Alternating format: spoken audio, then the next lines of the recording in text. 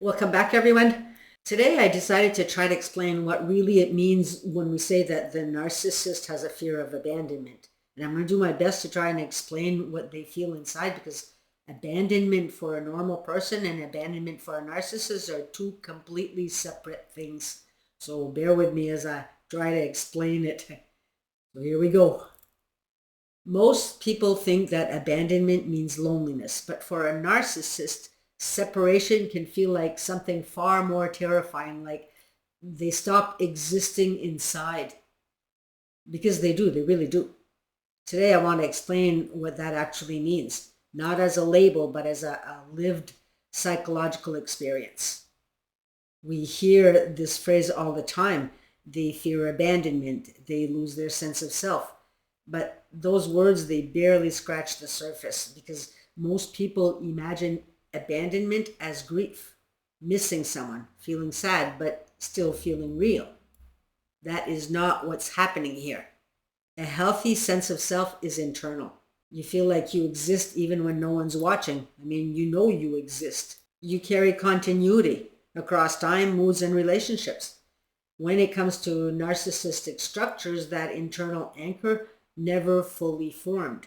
Their sense of self is externalized. It's held together through a reflection, through being seen, needed, admired, and reacted to. Without another person actively reflecting them back, the self doesn't feel stable. It doesn't show up as a thought like I don't exist here. It shows up as a bodily state. And some of the common felt experiences are a hollow or an empty feeling they feel inside, a restlessness or agitation for some, a sense of free fall, panic without an obvious reason, sudden rage or urgency, or disassociation, or feeling unreal. There's no story attached to it, just a deep internal alarm that says something is very wrong. They don't know what it is. This is where the partner's role becomes distorted. The partner isn't there for love to a narcissist. They are structural. They provide emotional regulation, identity confirmation, narrative continuity, and relief from internal chaos. You're not someone that they care about. You're someone that is holding them together. And you never consented to that role either. I mean, I witnessed it firsthand here. I told this narcissist to please get himself a girlfriend, and he looks at me and tells me I'm his girlfriend.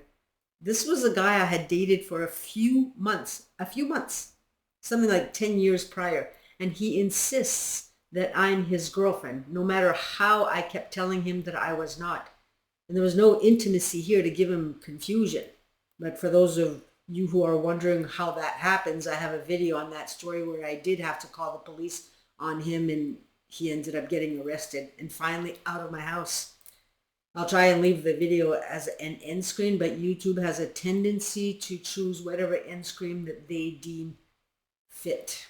So I'll leave the link in the description below in case they remove my end screen and replace it with something else. Anyway, that day when he finally got it through his head that I wasn't his girlfriend and I would never be his girlfriend, he he literally started jumping up and down like a 2-year-old. He had a 2-year-old tantrum, yelling over and over and over again, I want a girlfriend! I want a girlfriend! A full-grown man. What a sight. Not, I would like for us to be partners one day, or I want you to be my girlfriend.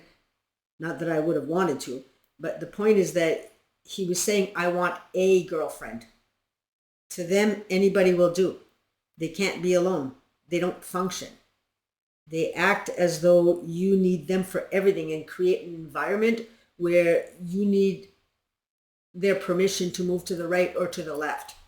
But when it all comes down, they are the ones that can't function without you, or at least someone, which is why you'll often see them immediately get into another relationship while you're left picking up the pieces. To them, separation feels like erasure, not loss. For most people, separation hurts, but for the narcissist, separation feels like identity collapse. For a narcissist, identity is not internally generated, like I said. I think I said that. Anyway, it is externally maintained. A narcissist, they don't experience a stable inner identity, emotional self-regulation, or self-soothing capacities. So when the partner leaves, there's no internal structure to fall back on, no authentic self to grieve with. Instead, there's a psychological free fall. Internally, they experience intense shame, often unconscious, and the shame a narcissist feels when a partner leaves is core shame, sometimes called annihilation shame. It's not "I hurt someone, I made a mistake, I should reflect." It's "I do not experience myself as real unless someone is responding to me." It's so hard to explain. If I'm not seen, I'm erased. Without you, I have no center. If I'm not important to someone, I'm nothing. I'm a nobody.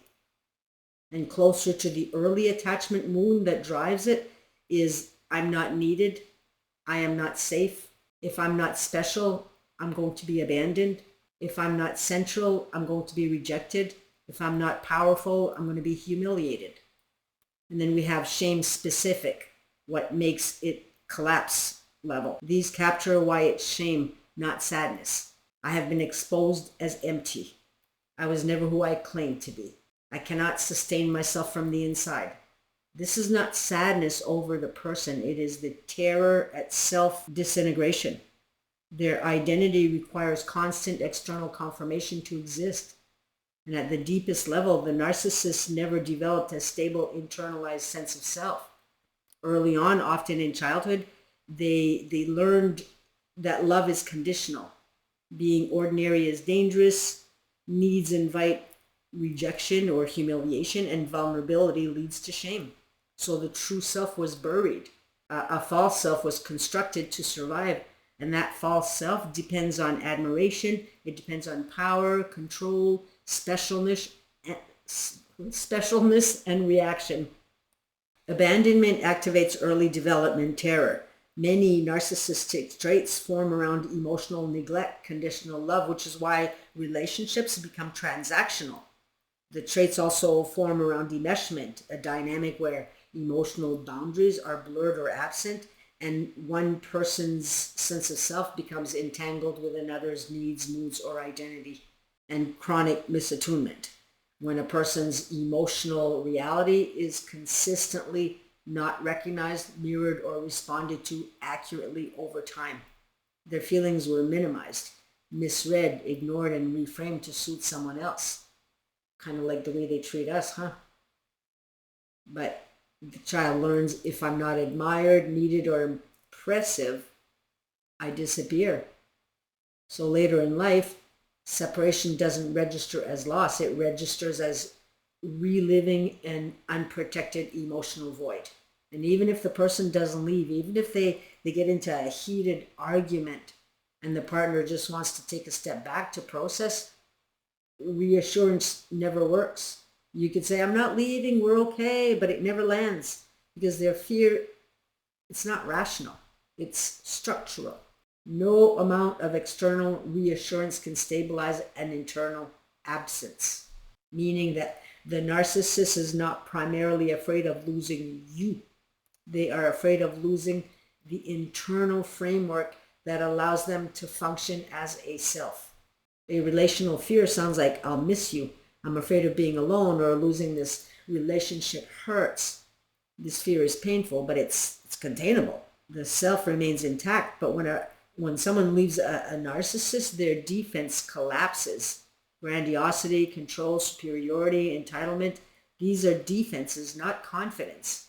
When abandonment threatens, rage appears to regain control. Devaluation appears to reverse the pain. Smear campaigns appear to preserve self-image, and hoovering appears to restore supply.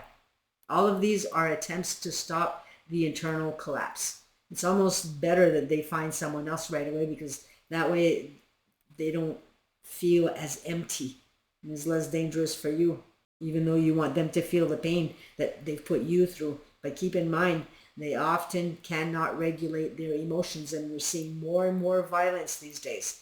You don't want to be in front of that. You don't want to provoke them more than they already are. Believe me, leaving is suffice. And speaking of which, they often abandon their partners first. They often withdraw suddenly, they cheat, they discard, and they create chaos. Not because they're really finished, but because if they leave first, they get to stay in control.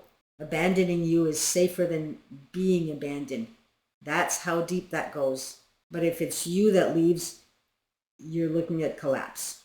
The narcissistic identity is defensive, performative, and dependent on supply. So when supply is withdrawn, the false self can no longer hold.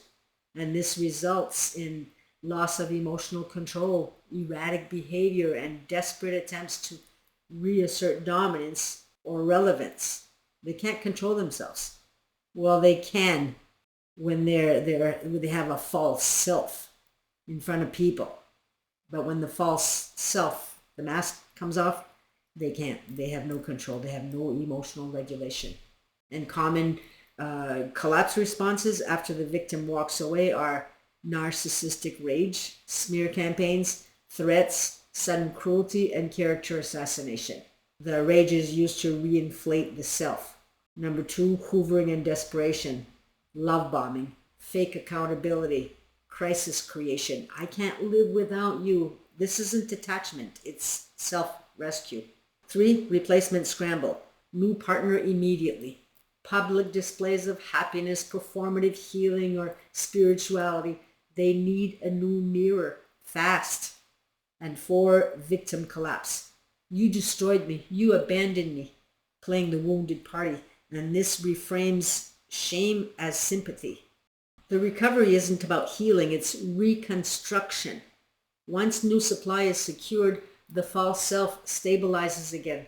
The collapse appears to end and the pattern resets. This is why many victims are shocked. They replace them overnight. And many survivors, they struggle with guilt. Did I break them? Confusion. Were they even real? And grief mixed with responsibility. Now, for those of you who still feel responsible for the collapse, you need to hear this. You did not cause the collapse. Walking away did not destroy them. It exposed the absence of a true self. They do not love the new person that they're with. This again is a means to an end. They are narcissists. They will not change. They do not want to. When a narcissist collapses after you leave, they are not losing you. They are losing the mirror that told them who they were. The paradox, they push you away. They punish closeness. Then they panic when you pull back. This contradiction exists because they crave connection for survival. They fear it because it exposes dependency. So they oscillate between cling, control, devalue, panic. They need closeness to exist, but closeness exposes dependency. Dependency triggers shame. Shame activates defenses, and these defenses destroy closeness. So the very thing they fear, abandonment, is recreated over and over. This is why no amount of love, loyalty, or reassurance ever felt like enough. No partner can become someone else's self. No one can regulate another adult's identity, and no one can prevent internal collapse through love alone. If you were in a relationship like this, you weren't failing to love them. You were trying to carry something that was never meant to be carried by another human. Understanding this isn't about excusing harm. It's about releasing the belief that you could have saved it. You were never not enough. You were asked to be too much. You're not responsible for holding someone together at the cost of your own wholeness. And you're allowed to put yourself back where you belong, inside of yourself. So I hope that this has resonated with some of you. And if so, please click a like, maybe share or a comment. And if you haven't subscribed as of yet, please do so. And if you do, thank you. So I am wishing you all well, and we shall see you in the next video. Bye for now.